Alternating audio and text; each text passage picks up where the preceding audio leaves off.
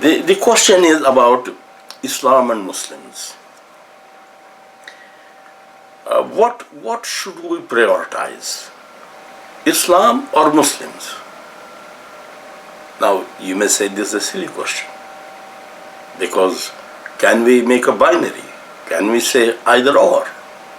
What if we say Islam without Muslims, Islam is books?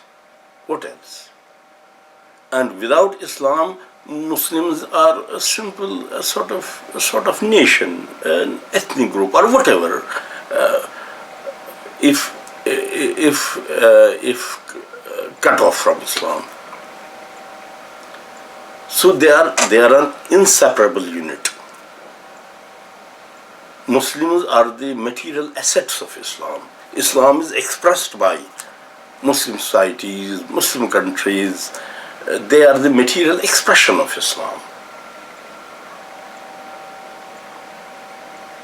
But there is what I want to, what I'm seeking your attention to is that we have to think, and we have to actually believe. I mean, this is not my view. This is what the truth is, that Muslims, believers, they are masses, they are people, but Islam is a vision. Islam is a guidance. Islam is an agenda for human welfare. As such, Islam has objectives. It has always a transformational vision, which in Quran is said, "Min az-zulumati ila nur." From at every point, from darkness to light, Islam seeks transformation. The objectives, Islam has objectives. I mean, if Muslims were a simple crowd, people who do not have vision, who do not have objectives, they become a nation, and a nation, for a nation, self-preservation and seeking glory are the ultimate goals, national glory. But Muslims are not that. We often say Muslims are an ummah. What's ummah? Ummah is not other variant for nation. Ummah is an agenda-driven, a purpose-driven people led by leader.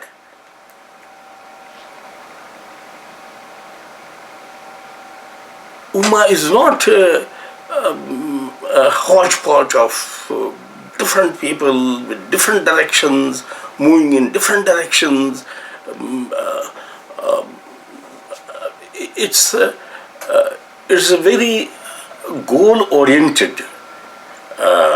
It's a very goal-oriented people and properly led. Now, I'm asking that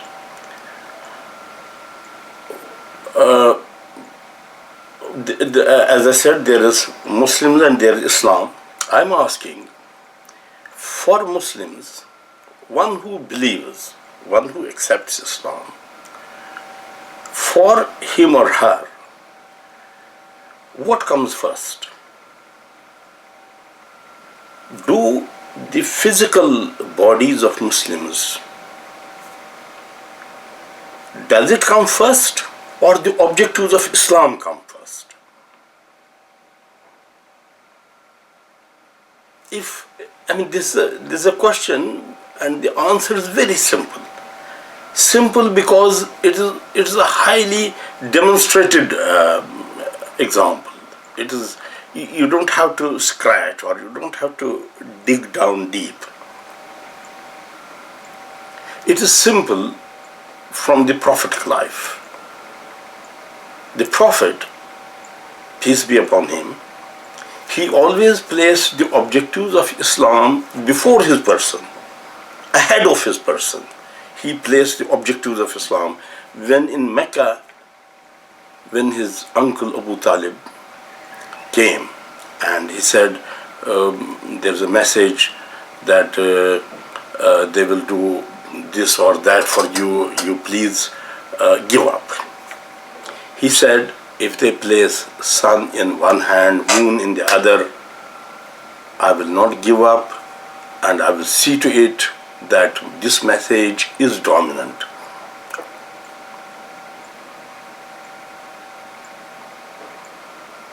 He struggled for it, he fought for it. That means he always placed the objectives of Islam ahead of himself. That is a prophetic example. Now, coming down the line, what was the message of Imam Hussain?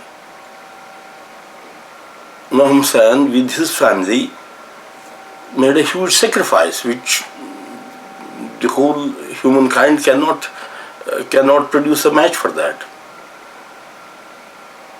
Unparalleled, a unique sacrifice. And what was that? Why was it? It was for the objectives, for the goals of Islam. So, in a nutshell, to put it very brief, what I'm trying to say is that there is a Muslim community worldwide. There are Muslims worldwide, but what is more important are the objectives of Islam. And actually, we should be for that. Perhaps we as we behave and as we are not perhaps for that, but we should be for that. So what is the bearing of this on this Uyghur Muslim issue? The bearing is very important now. Now I want to say. The bearing is this, that when we look around the world and when we distinguish enemies from friends, when we distinguish good forces in this world and evil forces in this world, we must focus on the objectives of Islam rather than the Muslim communities. Both are important, but objectives of Islam are prior. They have priority. We must see who is against the objectives of Islam. The prime objective of Islam is justice. The prime objective of Islam is fairness. The prime objective of Islam is that all people should not dominate people. All people, there should be proper justice, and what is said in Quran, qist bainan nas, that adl and justice among people. When looking at the world, we should distinguish countries, forces, China, Russia, others. We should use this scale.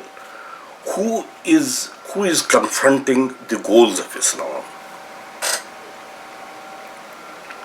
Now, two things here briefly. An Islamic revolution happened in Iran in 1979. By its own admission, it does not call itself Shia or Sunni revolution. It calls itself Islamic revolution, and in the Iranian constitution, it's mentioned as Islamic revolution. Now, this Islamic revolution is for a just world order, and it is challenging the colonial monopoly of the world. And the main thing they the most prominent expression of it is challenging colonial and American policy in Middle East. It's not recognizing the Zionist entity of Israel. It's saying the same thing as I said in the beginning, that they have grabbed others' lands and dragged them out of their homes, so it is illegitimate. So America is doing so many peace moves and all this, but Iran is standing in between. It's not allowing that. Now, this is clearly this is clearly an Islamic stand. This is what Islam does. And let's see now how China relates to Iran. Is it opposing or is it favoring Iran?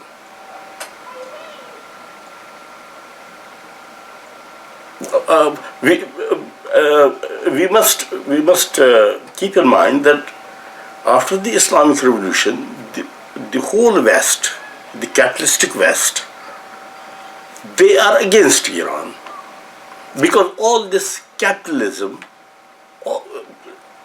this is absolutely against Islam.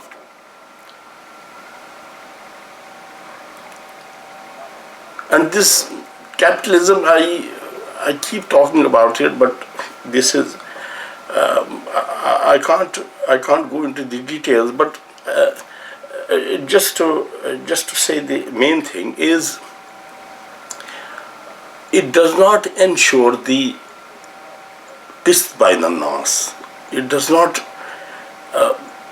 You can't achieve the goals of justice and equity by this.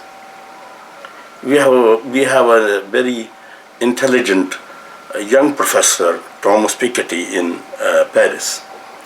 He's a professor, and he wrote a book 2-3 years back, I think, Capital in 21st Century.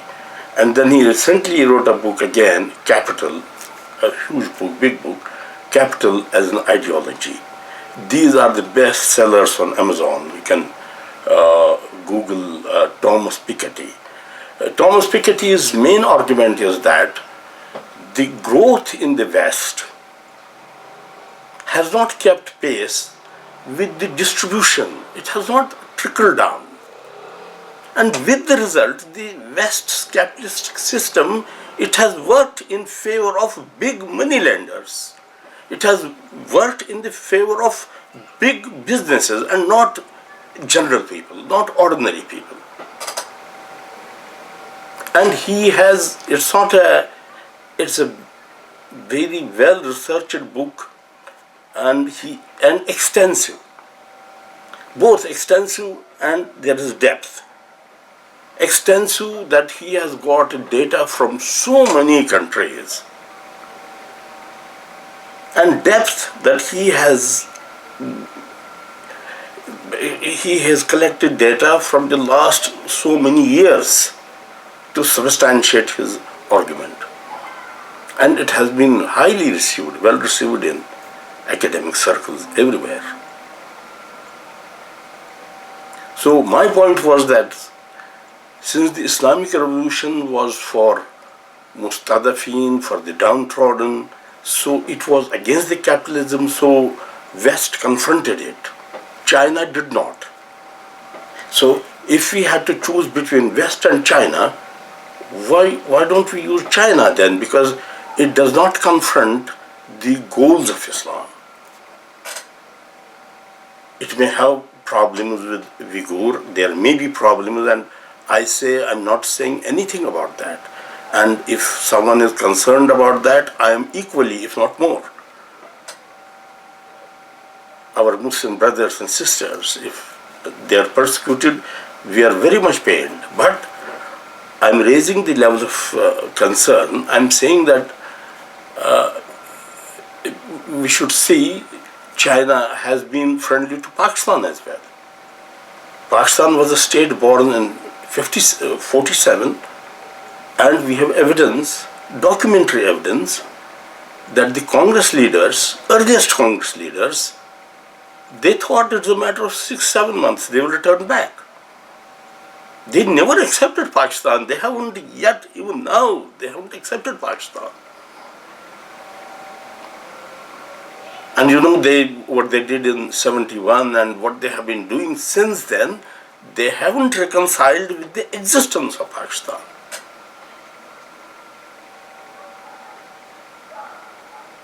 But we know China is very friendly and it's not transactional. China has been always friendly. I mean, I'm not advocating what, I'm not saying, see, China is this or that, but I'm just bringing up the facts.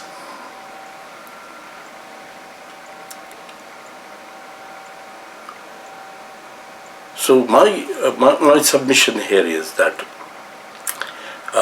rather than focusing on just taking these isolated issues of persecution of Muslims there, we should look at the broader picture that given the present world order, given this day and age, who is who as far as the goals of Islam are concerned. Now you can see how India is aligning with America, because India is anti-Islam. So it does happen. It can happen as happens in Western societies. They would keep their Muslim minorities in a good way, taking care of them, sort of, but their attitude to Islam and their attitude to the vital interests of Muslims even. That is something else, but they would give an impression. They would that they are very much sort of sympathetic, and they are taking care of their minorities and Muslims and everyone. But our concern should be beyond that. And I will end it here, but I will also, as I said, when we talk of this issue of Uyghur Muslims persecution or whatever, then there are the related areas we have to consider, and that will put it in proper perspective. And in the related areas, I said about the West, which should be regarded as the main evil, cunning, how cunning they have been, and also I said I brought up the issue of Islam and Muslims, and I said they can't be sort of seen separately from each other. They are a unit, but we have to prioritize the goals and objectives of Islam, and that's what should be. And the last thing I would talk about, not in any detail, I would only refer to it. That is that we have our own, if you call it in-house, we have our own in-house problems. How Muslims should be living in plural societies, we haven't worked it out. And I can give you examples. As I said, I did my PhD in India. Those days, it was a matter of concern. It was a topic for thinking for me and other colleagues, that there's a huge Muslim population in India, in minority, but in India, how they should adjust to it, and what should be their political participation. I mean, political participation is absolutely important, and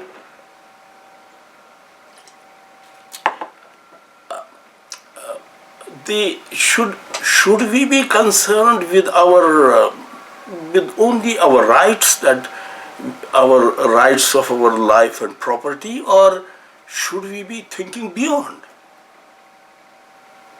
And I tell you, we should be thinking beyond, because as Muslims, as believers, anywhere where we are placed, in India, in China, in England, in America, anywhere where we are placed, we must be a source of good. We should bring all goodness.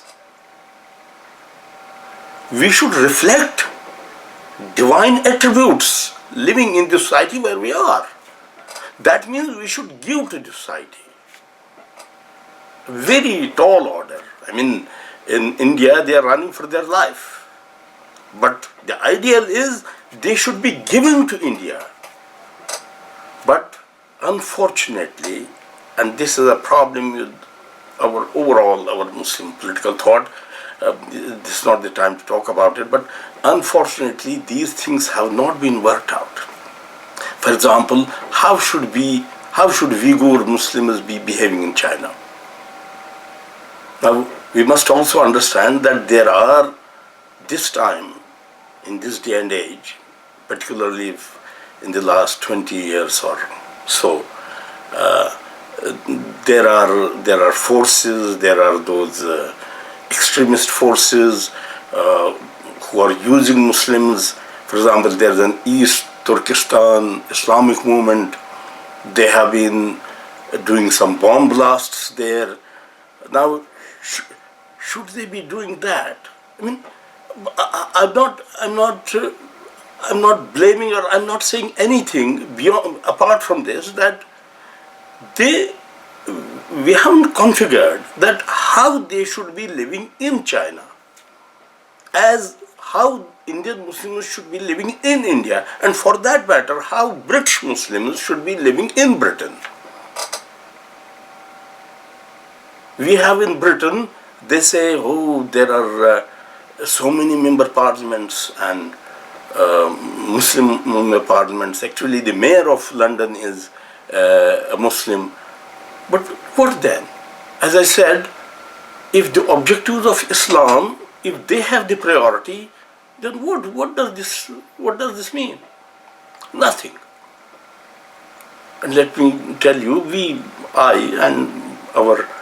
have a small circle here, and we keep deliberating on these things, that we must work out some template for Muslim political activism. At the moment, there's nothing. Political activism means if a young growing Muslim wants to work for a better tomorrow, then he might go to this political party or that and get consumed there. And they need, the political parties, for example, the Labour or the Conservatives, they have their, as parties have, they have their own agendas, and they need representation from every segment of the society. And naturally, all their activism works in favor of the objectives of that party. It has to do nothing with Islam. They happen to be Muslims. So this is a serious problem. I said I will only refer to it. It is a serious problem. How Muslims living in such situations, let us say minorities in India, in Britain, in China, what should they be doing? How they should be relating to the rest of the population, and what should they be doing? This is our internal problem. So I will end here, and I would again come to the point that it should be a matter of concern for us, but it should not be used for China bashing, because China bashing and using it as a tool against China is West's agenda, and we must not we must not be doing any, we must not be helping that. We must we must look at this, and when looking at this, we should look at it in a perspective about which I made some submissions.